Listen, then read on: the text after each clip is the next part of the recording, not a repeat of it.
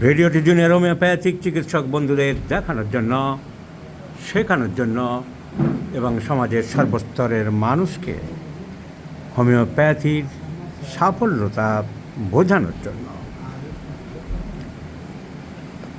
এই 2-3 দিন ধরেই আমি সকালবেলা যে কোচিং ক্লাস করি, ছেলেদের ডাক্তারদের যে পড়াই, তাতেই পড়াচ্ছিলাম coronary artery disease. Coronary artery disease হার্টের ভিতর থেকে হার্টের অ্যানাটমি আমি বারবার করে বুঝিয়েছি।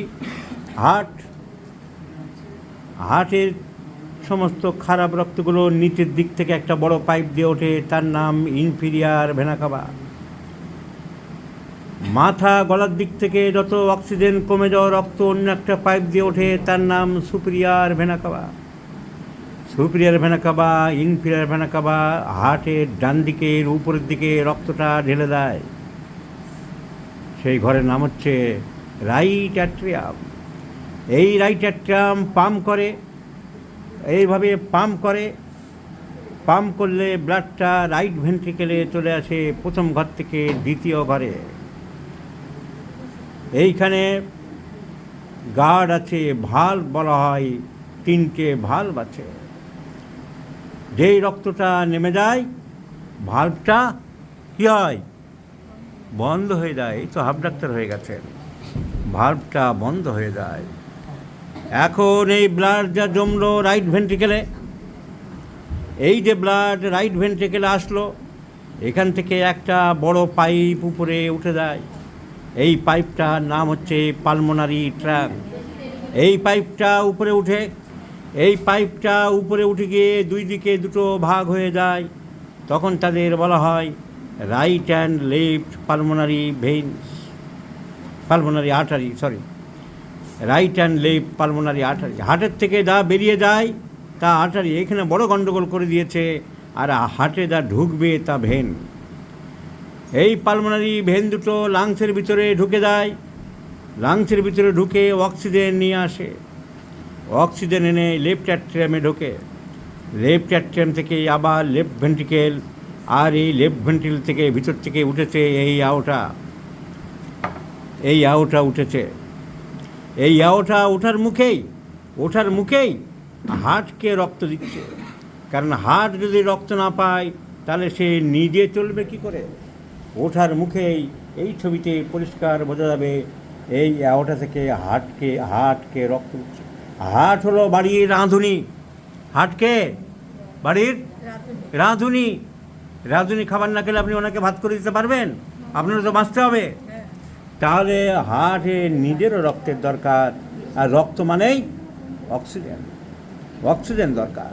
ডান দিকে আছে রাইট করোনারি আর্টারি বড়, বাম দিকে আছে লেফট করোনারি আর্টারি বড়। এই লেফট করোনারি আর্টারি দুটো ব্রাঞ্চ হয়েছে। একটা সোজা নিচের দিকে নামছে, তার নাম অ্যান্টিরিয়ার ডিসেন্ডিং আর্টারি। আর একটা বাম দিকে চলে যাচ্ছে লেফট সার্কামফারেন্সিয়াল আর্টারি। এরা হার্টকে রক্ত দিচ্ছে। এদের কোনো এক জায়গায় ব্লক হতে পারে। এই যে ছবিতে, এটা হচ্ছে হাতে আঁকা ছবি, আর এই হচ্ছে অরিজিনাল, যাকে বলা হয় করোনারি অ্যাঞ্জিওগ্রাফি। এইভাবে দেখা যায়। তাহলে এই হার্টের কোনো একটা জায়গা যদি ব্লক হয়ে যায়, রক্ত চলাচল কমে যায়, কনস্ট্রিক্টেড হয়ে যায়। কেন হয়? অনেক কারণে। ওই যে খেতে ইচ্ছে করছে বলছেন না, লোভের কথা বলছিলেন না? মাছ, মাংস, ডিম, তৈলাক্ত জিনিসের তেলগুলো জমে যায়। ওই তেলগুলোকে ডাক্তারি ভাষায় বলা হয় কোলেস্টেরল, ফ্যাটি অ্যাসিড। তাহলে ওগুলো বিন্দু বিন্দু জমে যায়। তেল সহজে যেতে চায় না। অনেকটা জলের মধ্যে যে কোনো তেল ফেলে দেখবেন উপরে ভাসছে। ও হারামজাদারা মোটেই যেতে চায় না। তাহলে ওগুলো জমে যায় পাইপের মধ্যে, বিন্দু বিন্দু জমে গিয়ে রাস্তা ব্লক করতে থাকে। তাকে বলা হয় থ্রম্বাস। कुछ नहीं जानता है आप।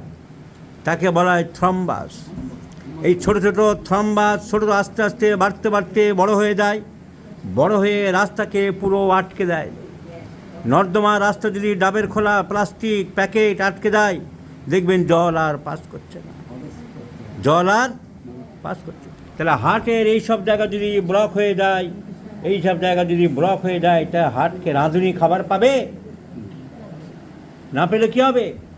ওই জায়গাগুলো শুকিয়ে যাবে। রক্ত না পেলে কী হয়?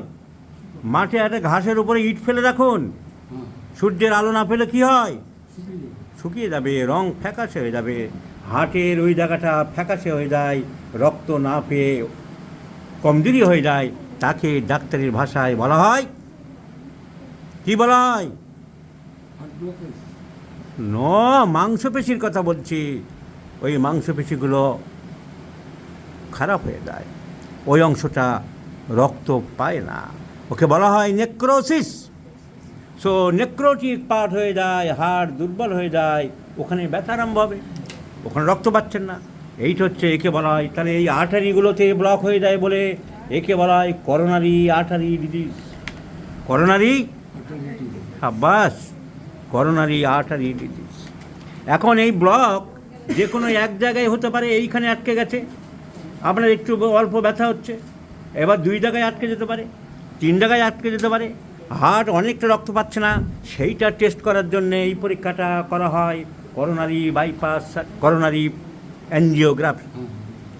কত পার্সেন্ট আপনার আটকাচ্ছে রক্ত বলে দেয়, 20% কি 30%, 40%।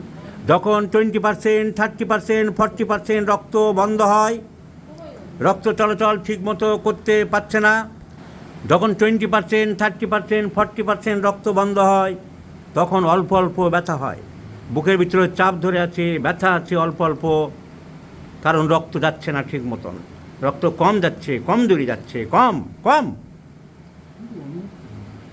তখন আপনার কেস আলাদা, আপনারটা বলিনি এখনও। এই লোকটা মাঠে যাওয়ার আগে ঘাস খাওয়ার জন্য লাফালাফি করে, তো তাকে বলা হয় 20%, 30%, 40%, অল্প অল্প ব্যথা হচ্ছে। এইরকম ব্যথা যখন হয়, তখন তাকে ডাক্তারিতে বলা হয় অ্যাঞ্জাইনা পেক্টোরিস। Angina pectoris.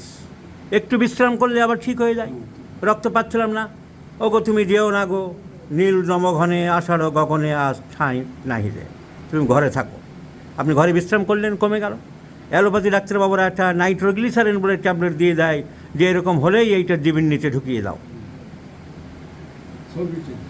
তো একে বলা হয় অ্যাঞ্জাইনা পেক্টোরিস। কিন্তু যখন বেশি বড় হয়ে গেছে, বাড়তে বাড়তে 40%, 50%, চিকিৎসা হচ্ছে না, আর আপনিও হাত কলিজা ডুবিয়ে খাচ্ছেন খাসির মাংস। বিয়েবাড়িতে গিয়ে বলছেন, বিয়েবাড়িতে অনেক লোকজন আছে না, নিজের মাকে একটা রসগোল্লা দেয়নি, বেগুন ভাজা দেয়নি, আর এখন নেড়ু হয়ে গলায় সাদা কাপড় দিয়ে, দে খগেনকে 8-10টা দে। আমার মা খেতে ভালোবাসত, মাকে একটা দেয়নি, চোখের সামনে দেখা আমাদের। মা বারান্দার কোণে পড়ে আছে, পায়খানা স্ট্রোক হয়েছে, এরকম পায়খানা প্রস্রাব করে মাখছে, কেউ তাকানোর নেই। মা যেই চলে গেল, খগেন নেড়ু হয়ে গলায় সাদা কাপড় ঝুলিয়ে ঘোরাঘুরি করছে, ওকে আর 4টে দে, ওকে আর 5টা দে, ওকে আর 6টা দে। তো ওই আবার বিয়ে বাড়িতে, আপনি ওই শ্রাদ্ধ বাড়িতে ওসব জায়গায় কলিজা ডুবিয়ে খেলেন, খেতে খেতে আপনার পার্সেন্টেজ বাড়তে লাগলো, ব্লক আরও জোরদার হতে লাগলো। আরও কী বলেছিলাম? থ্রম্বাস। থ্রম্বাস মানে ক্লট, বল বেয়ারিং থাকে না, বলের মতন, আরও বড় হয়ে গেল। 60%, 70% আপনার ব্যথা বাড়তে থাকলো। আপনি কি করছেন? আরে ভাতের দোকানে যা, আরে গ্যাসের বড়ি আন, গ্যাসের ব্যথা হচ্ছে। ডাক্তারবাবু, আমার রোগ বেশি দিনের না, অনেক দিন ছিল, গ্যাসের, ওটা হার্টের না। গ্যাসের কি করে বুঝলেন না? গ্যাসের বড়ি খেলে তো কমতো, একটু 19-20 হতো। তো গ্যাসের বড়ি খেতে খেতে আজকের আপনার যখন 90%, 95%, 98% হয়ে গেছে, আপনি মৃত্যুর দরজায় দাঁড়িয়ে আছেন, 100% হয়ে গেল। অন্যান্য জায়গা দিয়ে ছিটে ফোটা রক্ত যাচ্ছে, হার্ট চলছে, কিন্তু মেন জায়গা ব্লক হয়ে আছে। তখন যে কোনো সময় আপনার হার্ট রক্ত বন্ধ হয়ে পুরো হার্ট কাজ বন্ধ করে দিতে পারে, হার্টের নেক্রোসিস হয়ে যাবে। দুম করে আপনি পড়ে যাবেন, মুখ থেকে গাঁজা বেরোবে, আর আপনি ফটাস করে বেলুনের মতন ফেটে যাবে। তখন আপনার বউ গল্প করবে, আর বলো না দিদি, আর বলো না, ভালো মানুষ জানো, ভালো মানুষ দিব্যি ঘুরে বেড়ায়, গ্যাসের ব্যথা একটু হয়, কার না হয়, গ্যাসের ব্যথা হলে খগেনের দোকান থেকে একটা গ্যাসের বড়ি কিনে খায়। এই তো পাশের বাড়ির পচার সাথে এই একসাথে যায় অফিসে। পচা বলল, দাদা ভালো মানুষ, প্ল্যাটফর্মে দাঁড়িয়ে আছে, হ্যাঁ হ্যাঁ করছে, হো হো করছে, ট্রেন আসছে আসছে, দাদা হ্যান্ডেল ধরলো, উঠলো, একটা পা দিয়েছি, আরেকটা পা বাকি, তার মধ্যে দাদা হ্যাঁ হ্যাঁ হ্যাঁ করতে করতে কেলিয়ে পড়লো। যাকে খারাপ বাংলা। ভালো মানুষ ছিল না, ভালো মানুষ ছিল না, হার্টে রক্ত চলাচল হচ্ছিল না, দিন দিন পার্সেন্টেজ, রক্ত চলাচলের পার্সেন্টেজ কমে যাচ্ছিল, আর থ্রম্বাস বড় হয়ে যাচ্ছিল। তারপর দাদা পড়ে গেল, দিদি গল্প করছে কোনো রোগ ছিল না, কিন্তু দাদার জন্য তখন সবাই দৌড়াচ্ছে ধূপ, খাট, ফুল, মালা। একে বলা হয় করোনারি। আর ওই যে হঠাৎ করে মরে গেল, একেবারে টোটাল রক্ত বন্ধ হয়ে গেল, তার ডাক্তারিতে নাম হচ্ছে করোনারি থ্রম্বোসিস। তার ডাক্তারিতে নাম হচ্ছে করোনারি থ্রম্বোসিস। আর একটা নাম তার একই নাম, মায়োকার্ডিয়াল ইনফেকশন বা মায়োকার্ডিয়াল স্পেকচার। মায়ো মিন্স মাসেল, মাংসপেশি, কার্ডিয়াম মিন্স হার্ট, হার্টের মাংসপেশি ইস্কিমিয়া হয়ে গেছে, তো মায়োকার্ডিয়াল ইস্কিমিয়া আর ইস্কিমিয়া। তখন হঠাৎ করে কি একদিন মরে যায়, কোনো টাইম দেয় না, তাই বলা হয় death without any warning, death without any warning, বার দেয় না। তাহলে এগুলো হচ্ছে যে কোনো এক জায়গায় দুই জায়গায় বন্ধ হয়ে যায়, যার অনেক জায়গায় বন্ধ হয়ে যায় তাকে বলা হয় ট্রিপল ভেসেল করোনারি ডিজিজ। খুব রেয়ার আপনার সেই রোগ হয়েছে, ট্রিপল ভেসেল মানে আপনার সাংঘাতিকভাবে ব্লক আছে, যার জন্য আপনি ভয় পাচ্ছেন। আমি দায়িত্ব নিয়েছি আপনার, বলেছি যে কোনো অপারেশন করতে হবে না, এবং এই পেশেন্টকে I have prescribe the ন্যাট্রামিউর sodium chloride. Sodium chloride is the choice of medicine, এবং এই সোডিয়াম ক্লোরাইড দিয়ে পেশেন্টকে আমি ভালো রেখেছি, সোডিয়াম ক্লোরাইড দিয়ে পেশেন্টকে ভালো রেখেছি। 14 তারিখে ওনার আবার যাওয়ার কথা, অপারেশনের ডেট ঠিক হয়েছে, বাইপাস সার্জারি হবে। আমি বলেছি বাইপাস লাগবে না, বহু ক্ষেত্রে বাইপাস অপারেশন লাগে না, খাদ্যাভ্যাসের পরিবর্তনের দ্বারা, যোগ ব্যায়ামের দ্বারা, সকালবেলা উন্মুক্ত জায়গায় ভালো হাঁটার দ্বারা, শরীরে অক্সিজেন বেশি ঢোকানোর দ্বারা এই বাইপাস সার্জারি বন্ধ করা যেতে পারে, এবং আমরা সেই পক্ষেই আছি। আপনি নিশ্চিন্তে থাকেন, আপনি এখন ভালো আছেন তো, মনের জোর পেয়েছেন তো, কোনো বাইপাস সার্জারি লাগবে না। শুধু আপনাকে একটা কাজ করতে হবে, লোভ সংবরণ করতে হবে। কলিজা ডুবিয়ে মাছ, মাংস, ডিম খাবো না, ভেজিটেবলস বেশি খাবেন, ফল বেশি খাবেন, বেদানা বেশি খাবেন, বেদানার রস হার্টের পক্ষে অত্যন্ত উপকারী, এইগুলো আপনি খাবেন, ফলের রস খান, আপনার বাইপাস সার্জারির কোনো দরকার নেই। তাহলে এই ভিডিওটি সাধারণ মানুষকে দেখালাম, জুনিয়র হোমিওপ্যাথিক চিকিৎসকদেরকে মনের জোর বৃদ্ধি করালাম, আর সাধারণ মানুষকে উজ্জীবিত করলাম, কথায় কথায় বাইপাস সার্জারির প্রয়োজন হয় না, বহু ক্ষেত্রেই বাইপাস সার্জারি লাগে না।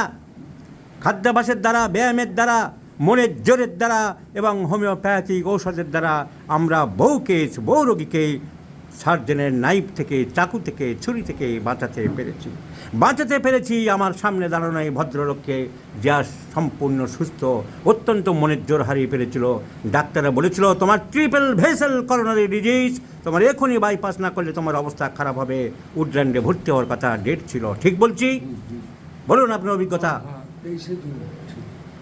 23শে জুন থেকে 6 মাস হয়ে গেছে, তো যে 23শে জুন অপারেশন করার কথা বলেছিল, অলরেডি 6 মান্থস ওভার, এখন ভালো আছে। ওরা দেখে বললো ভালো আছেন, 14 তারিখে আসুন, চেক আপ করবো। 14 তারিখ উনি যাবেন, নিশ্চিন্তে থাকেন, আপনি সম্পূর্ণ সুস্থ হবেন, এ বিশ্বাস আমাদের আছে। Homeopathy is a divine art of healing gifted by the gracious God to the suffering humanity, my friends. আমি এই পেশেন্টকে ভালো রেখেছি। সমস্ত হোমিওপ্যাথিক চিকিৎসক বন্ধুরা এইভাবে কনস্টিটিউশনাল ট্রিটমেন্ট করলে রোগীদেরকে ভালো রাখতে পারবেন। আপনাদেরকে অসংখ্য ধন্যবাদ। আপনাদের ভিডিওটি আপনাদের পারমিশন নিয়ে ডাক্তারদের শেখানোর জন্য এবং সাধারণ মানুষদেরকে অবহিত করার জন্য আমি সোশ্যাল মিডিয়াতে আপলোড করব, আপনারা সেই পারমিশন দিয়েছেন, সেজন্য আপনাকে অসংখ্য ধন্যবাদ জানাই।